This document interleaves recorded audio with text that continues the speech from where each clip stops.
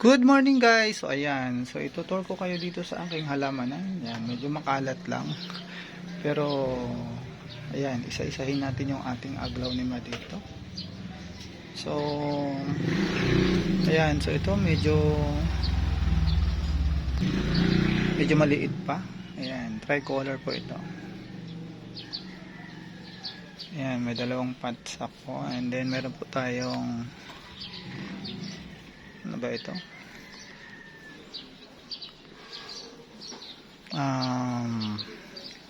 So ayan, nakalimutan ko yung ano nito kasi akala ko kasi ano ito, millionaire, pero hindi pala, iba. Then ito din, hindi ko rin ang ID nito. Ito, ang ganda niya guys. So yan, tapos meron akong yan, ang ganda nito. Medyo pag nag-boom to, nakita ko yung ano niya, napakaganda. Hindi ko rin alam ang ID nito. So yan, so meron tayong ito guys, meron tayong Imperia. Ito guys, Snow in the Mountain ito. Ayan, galing po ito ng Mindanao. Yan, pag naarawan po siya, nagkakaroon siya ng variegation, pero pag hindi, green lang siya. So yan, tapos meron tayong TI na dwarf, ang leaves niya short. Ayan, tapos ito meron tayong Alocasia cuprea. Medyo matagal yung kanyang ano, yung kanyang hindi ka agad nakakabawi. About 1 week na ata siya. Ayan, so ito din, hindi ko kabisado yung ano nito, maglaw na ba din ito. So yan, meron tayong Hongyan. Yan, nalaki guys ang Hongyan ko. Ayan. Meron tayong 13 pots nito. Bisitahin nyo po ang aking Lazada kung gusto nyo. Ayan, ito naman ay White Goddess. So yan, tapos meron tayong yan guys, naka-incubate or yan, maganda kasi ang incubation, mas madaling magkaroon ng ugat. So yan, so ito pa yung isa nating cuprea, Alocasia. So ayan, ito naman ay galing din ito ng Mindanao. So yan, nagbabariegate po ito pero madalang, hindi ko alam kung kailan siya magbabariegate. Meron kasi dito. Ay, ito siya guys. Ayan. Tapos ayan, meron tayo ditong honey or tinatawag nilang Sansevieria.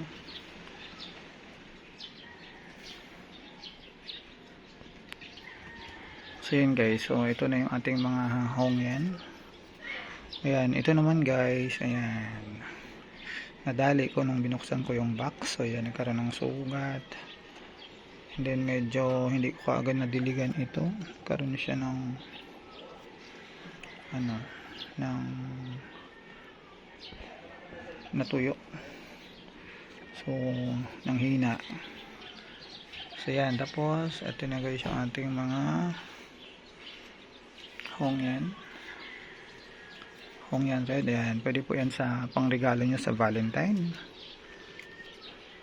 So yan, so madami po yan, no?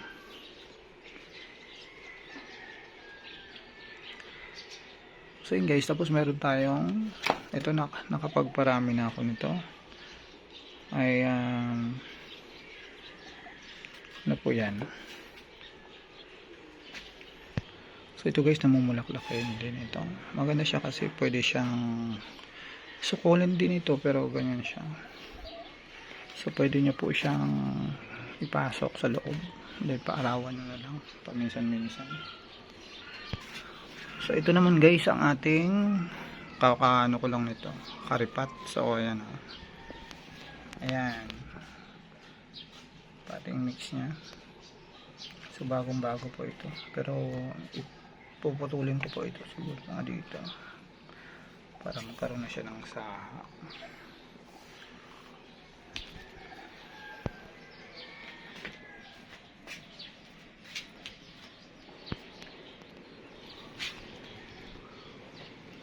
tayong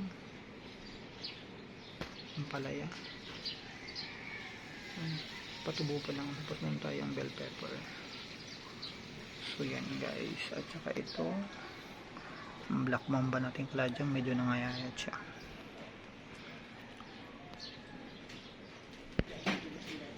Tapos guys, nagkain din tayo ng sibuyas. Yan. Ito ang laki ng hangin ko.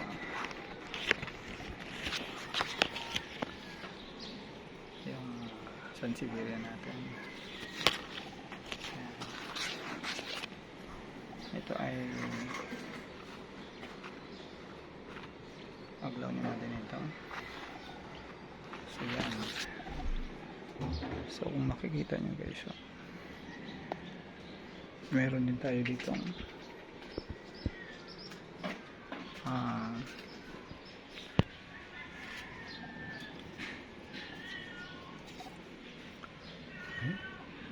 guys, may bunga.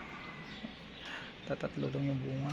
Yung iba niyang kinain na ng asawa ko, yung mga ilan-ilang bunga niya kasi nahinog na, baka mahulog. So yan guys. So ito guys ang Forever Rich plant. Maganda din ito. Tapos guys, meron tayong Birkins. And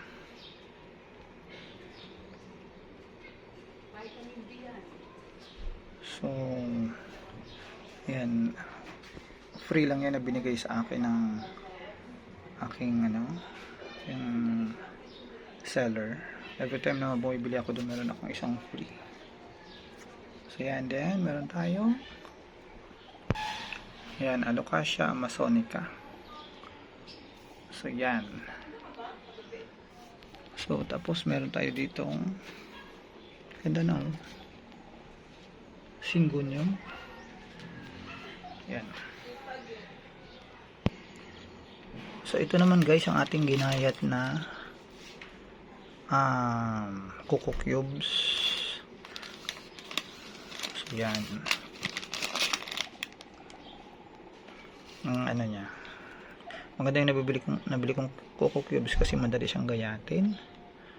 So yan. Ayan, potting mix. So yan guys. So yan guys, ayan. Hingi lang sana ako sa inyo ng konting support. Yan. Paki-like lang po and subscribe. Free naman po yung subscribe dito sa YouTube. So ayan. Maraming pong salamat. Ayan. At ito po muli ang inyong plantitong broker Nolin Andrade. Salamat po.